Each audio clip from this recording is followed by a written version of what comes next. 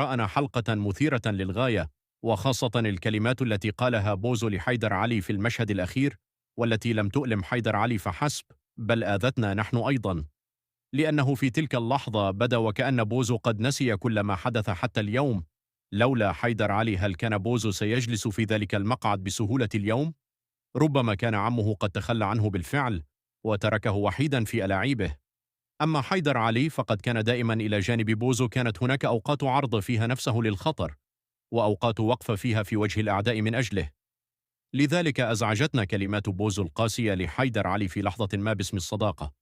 مع ذلك لا أعتقد أن حيدر علي من النوع الذي سيصمت ويكتم هذه الكلمات. سيأتي رد حيدر علي قريبا، لكنه لن يكون مجرد كلام، سيأتي رده الحقيقي بأفعاله وموقفه والضربة التي سيوجهها لكارتال. هنا رد حيدر علي على كارتال. أعتقد أنه سيرد بقوة، وسيفاجئ هذا الرد الجميع، وخاصة بوزو. ربما سيدرك بوزو حينها أنه استهان بحيدر علي، وأنه ليس شخصا يتصرف لمصلحته الشخصية فقط، لأن حيدر علي فعل كل شيء من أجل الصداقة، لكن هذا لا يعني أنه ضعيف.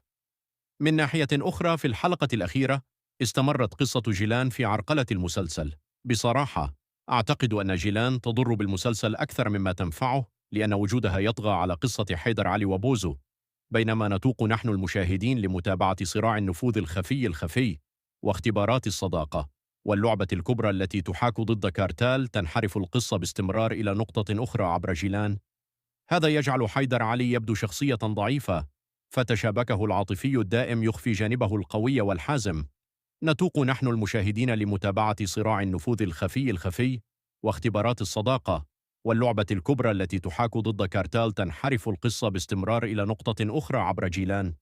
هذا يجعل حيدر علي يبدو شخصية ضعيفة، فتشابكه العاطفي الدائم يخفي جانبه القوي والحازم. ربما يدرك كتاب السيناريو هذا الأمر، لأنه طالما بقي جيلان في القصة، فإن احتمالية كشف خدع أقوى على جبهة حيدر علي وبوزو تبقى معدومة. ربما يدرك كتاب السيناريو هذا الأمر، لأنه طالما بقي جيلان في القصة، فإن احتمالية كشف خدع أقوى على جبهة حيدر علي وبوزو تبقى معدومة.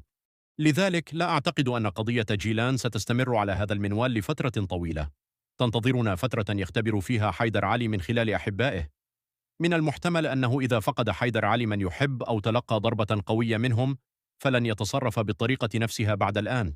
على العكس، أعتقد أننا سنرى حيدر علي أكثر قسوة وانتقاما، لا يدع أعداءه يتنفسون.